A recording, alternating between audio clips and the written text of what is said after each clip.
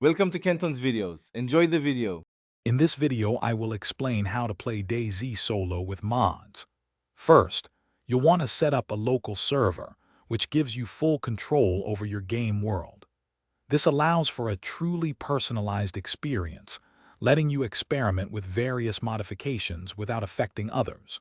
We'll cover the basic steps to get your server running smoothly, ensuring a stable platform for your solo adventures. Finding the right mods is crucial for an enhanced solo experience. Steam Workshop is your primary hub, offering thousands of community-created editions. Once downloaded, correctly installing these mods into your DayZ directory is key.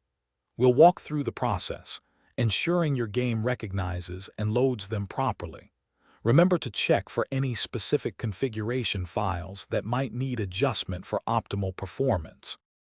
For solo play, consider mods that add quality of life improvements, new weapons, or expanded base building options.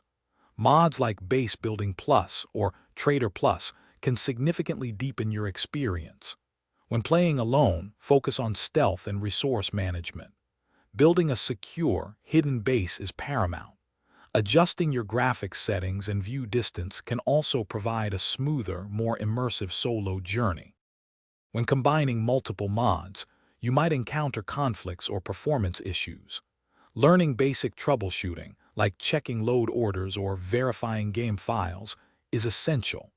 The DayZ modding community on platforms like Discord and Reddit offers invaluable support and new mod discoveries.